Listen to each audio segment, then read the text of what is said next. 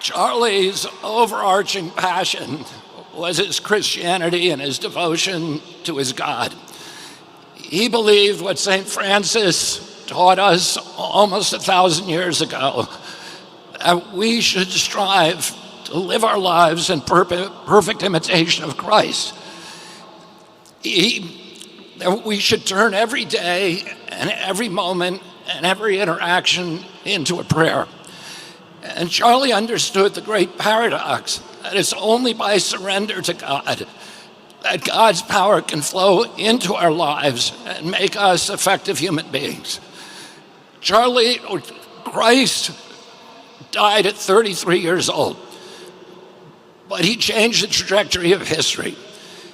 Charlie died at 31 years old, but because he had surrendered, he also now has changed the trajectory of history.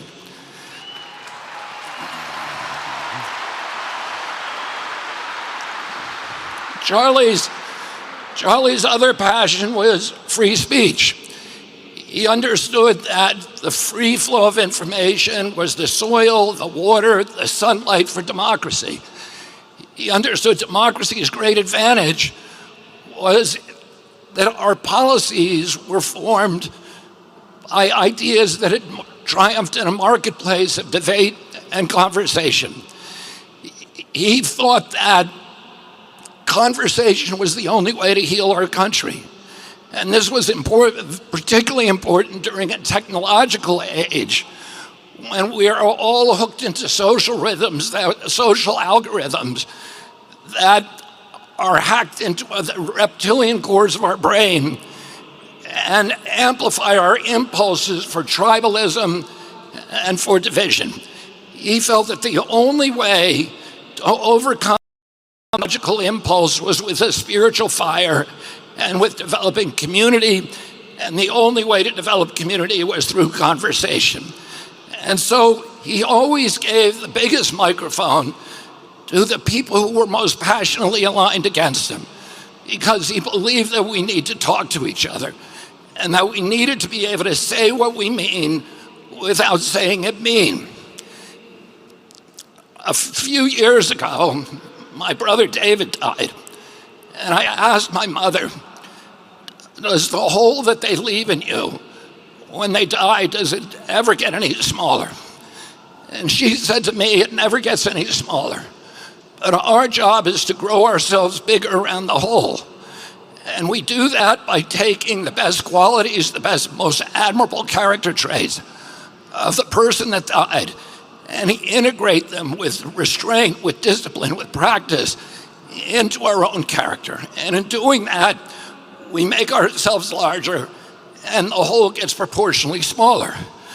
We also give a kind of immortality to the person who left us, because their work continues through us. A couple of days ago, my granddaughter left for college in Europe.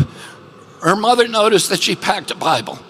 When her mother asked her why she made that choice, she said, I want to live more like Charlie. And it's...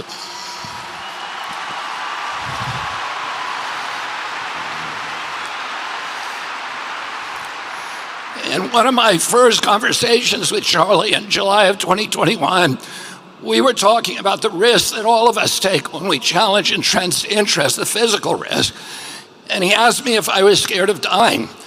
And I said to him, there's a lot worse things than death. And one of those things is if we lost our constitutional rights in this country and that our children were raised as slaves. And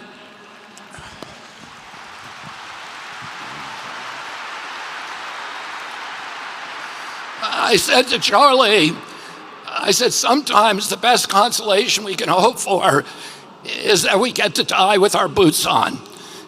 Well, Charlie died with his boots on, and he died to make sure that we didn't have to undergo those fates that are worse than death. Oh, let's remember Charlie. He was, for those of us who were friends with Charlie, we don't need any more evidence of the love of God, because the evidence, the friendship is the best evidence that God loves us all. Thank you, and God bless you.